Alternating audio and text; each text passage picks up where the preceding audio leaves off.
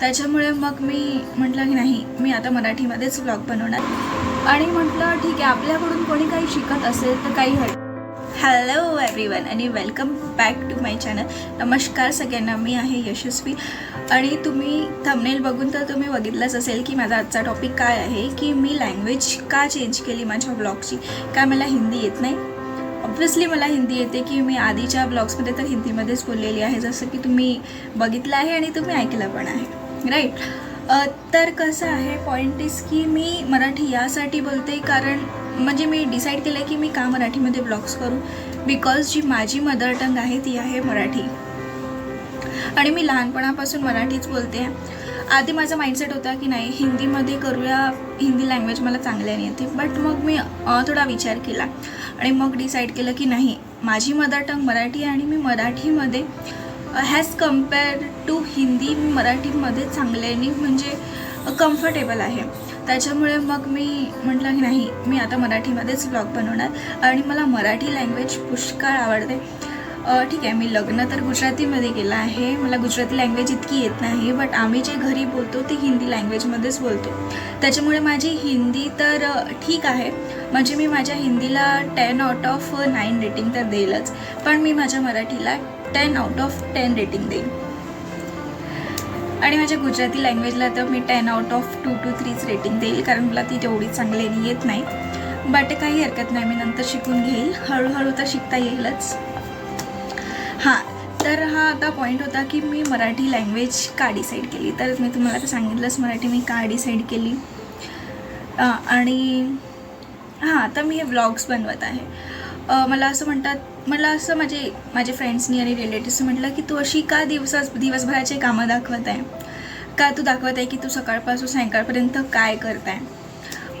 But असं आहे ना की मला माझे फ्रेंड्स विचारत होते की तू कसं घरी राहून माझे घरचे कामं पण करते आणि तू ऑफिसचे पण कामं करते.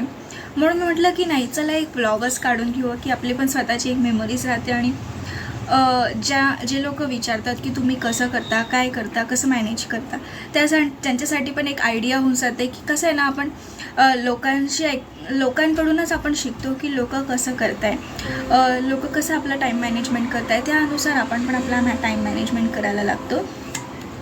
त्याच्यामुळे म्हटलं की नाही, आता स्वतः पण एक ब्लॉग बनवून घेऊ आणि स्वतःला पण कळतं आपल्याला की आपण किती कॅपेबल आहो, आपण काय काय करू शकतो.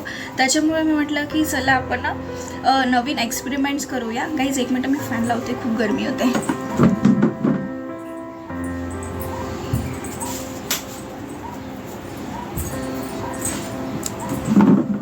हां, तर कुठे होतं आपण? हां, मी ब्लॉग्सवर होती, सॉरी. तर कसं आहे ना, आपण आपला टाईम मॅनेजमेंट शिकतो, आपल्याला पण कळतं की आपल्याला टाईम मॅनेजमेंट कसं करायला पाहिजे आणि आपल्याकडून लोक पण शिकतात की कसं आपण टाईम मॅनेजमेंट करून कशी परफेक्ट कामं करू शकतो. आणि हां, राहिला रेसिपीज. तर याच मला कुकिंगमध्ये खूप इंटरेस्ट आहे आणि मला आवडतं नवीन नवीन एक्सपेरिमेंट्स करायला कुकिंगमध्ये. जसं की तुम्ही काल बघितलं असेल की मी तळलेल्या पोळींनी बनवली होती भेळ, ती फारच टेस्टी होती. ते पण माझं एक लेटेस्ट एक्सपेरिमेंट होतं, जे काय म्हणू शकतो आपण सफल झालं. तुम्ही तो व्हिडिओ जाऊन बघायलाच, तो खूपच बढिया बनली होती ती रेसिपी. माझ्या हजबंडला पण खूप आवडली आणि त्याच्यावर व्ह्यूज पण खूप आहेत, इंस्टाग्रामवर सुद्धा आहेत. तुम्ही जाऊन चेक करा, तुम्हाला ती रेसिपी नक्कीच आवडेल. आणि मी या व्हिडिओमध्ये का नाही टाकत रेसिपीज, तर कसं आहे ना, मी त्या व्हिडिओमध्ये टाकते आणि मग या व्हिडिओमध्ये मी टाकेल ना, तो व्हिडिओ खूप जास्त लॉंग होत जाईल, राईट. म्हणून मी तो टाकत नाही याच्यावर. माझ्यासारखेच ना असे खूप सारे वाईफ्स आहेत जे काम घरून पण करतात आणि घरचेसुद्धा काम करतात आणि ऑफिसचे पण काम घरूनच करतात. आता माझं घरून झालेलं आहे, नाही तर मी तर ऑफिसला जात होती, तेव्हा पण मी पूर्ण घरचे कामं करून मी ऑफिसला जात होती आणि आल्यानंतर पण पूर्ण कामं करत होती, कारण मी घरी बाई लावलेली नाही आहे. बिकॉज माझी सासू वेगळी राहते, तर त्यांच्याकडे बाई नाही, तर असं मला असं वाटतं की नको, आपण का लावायला, तेही नाही लावत आहे तर आपण नको लावायला. त्याच्यामुळे आता आम्ही सोबत राहणारच आहोत आता काही दिवसानंतर, तर मग लावेलच मी. बट आता स्वतःची कामं स्वतः करायला काही हरकत नाही आहे. त्याच्यामुळे म्हटलं आता घरी आहेच मी, तर स्वतःची कामं मी स्वतःच करते पूर्ण. घरचे पण कामं आणि ऑफिसचे पण कामं मी कशा प्रकारे करते आणि माझं टाईम मॅनेजमेंट काय आहे, म्हणून मी असा ब्लॉग बनवला. मला ब्लॉगचा आधीपासूनच बनवायचा होता, पण मला एक आता म्हणजे आपण काय म्हणू शकतो, एक स्टार्टिंग पॉईंट मिळाला की नाही आपण ब्लॉग अशा प्रकारे चालू करू शकतो की आपण आपला डेली रुटीन दाखवू शकतो. त्याच्यामुळे मग मी एक डिसाईडच करून टाकलं की चला आता ब्लॉग्स बनवूनच घेऊया. आणि मी ब्लॉग्स आता स्टार्टिंग आहे माझी, तर मी ब्लॉग्स कशी बनवते. काय माझ्याकडे चांगला मोबाईल आहे, तुम्हाला वाटतं का कॅमेरा बघून माझ्याकडे चांगला मोबाईल असेल? नाही, माझ्याकडे एकदम सिम्पलचा सॅमसंगचा मोबाईल आहे, ज्याचा कॅमेरा एकदम नॉर्मल आहे. माझ्या हजबंडकडे आहे चांगला मोबाईल, बट ते घरी नसतात. त्याच्यामुळे मग मी जेव्हा ते घरी असतात तेव्हाच मी त्यांच्या मोबाईलनी ब्लॉग्स करते, त्यांच्या मोबाईलची व्हिडिओ काढते. अदरवाईज नाही, मी स्वतःच्याच कॅमेऱ्याने सगळे व्हिडिओज काढते. आपल्याकडे ज्या गोष्टी आहे ना, आपल्याला सगळ्यात आधी तर त्या गोष्टींनी आपल्याला स्टार्ट करायला पाहिजे. असं नाही की आपण आधीच सगळ्या गोष्टी घेऊया, मग ते कसं आहे ना, आपण मधात सोडलं ना तर त्या गोष्टी वेस्ट जातात, आपला खर्च होतो जास्तीचा. त्याच्यामुळे माझ्याकडे जे वस्तू आहे मी त्याच वस्तूने व्हिडिओ काढते.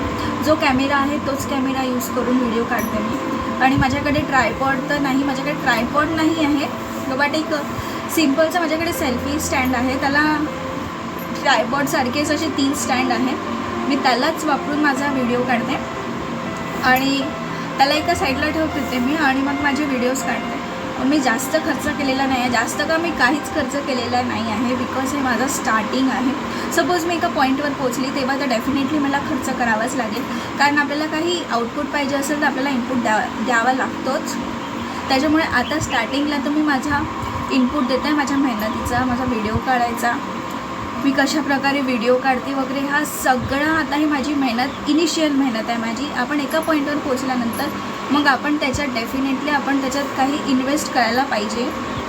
बट स्टार्टिंगला तर माझं म्हणणं आहे की तुमच्याकडे ज्या गोष्टी आहे, ज्या गोष्टी अवेलेबल आहे, एक माझ्याकडे हा फोन आहे आणि माझ्याकडे स्पीकर नाही. तर तुम्ही बघू शकता मी हा हेडफोन यूज केलेला आहे. आता मला स्पीकर नाही घ्यायचा आहे, म्हणून मला आता खर्च करायचा नाही. मी एका पॉईंटवर पोचल्यानंतरच मी खर्च करेल, जो मला असं वाटेल की आता करायला पाहिजे. आपण आता एका पॉईंटवर पोचलो आहे तेव्हाच मी खर्च करेल. तोपर्यंत मी माझ्याकडे ज्या वस्तू आहे मी त्याचाच उपयोग करून तुम्ही बघाल की मी डेफिनेटली यूट्यूबवर समोर जाईल आणि मग स्वतः चांगला म्हणजे डेफिनेटली एका पॉईंटवर आल्यानंतर मग मी स्वतःसाठी स्पीकर, चांगला मोबाईल आणि एक चांगला ट्रायपॉडसुद्धा घेईल. पण आता ज्या गोष्टी माझ्याकडे आहेत मी त्याच गोष्टी वापरून माझे व्हिडिओज काढत आहे. तर गाईज, तुम्हाला आता माझा झालेला आहे बोलून. तुम्हाला माझा चॅनल आवडत असेल, माझे ब्लॉग्स आवडत असेल तर माझ्या चॅनलला जरूर सबस्क्राईब कराल, लाईक कराल, कमेंट कराल आणि हां, बेल आयकॉनवर हिट करणं विसरू नका. तर चला, आता मी चालली आहे माझ्या कामाला, माझ्या ऑफिसचे कामं बाकी आहेत. चला, तर बाय, भेटूया नंतर, तर नक्कीच भेटूया. आता मी आहेच यूट्यूबवर. तर चला, बाय, टेक केअर गाईज.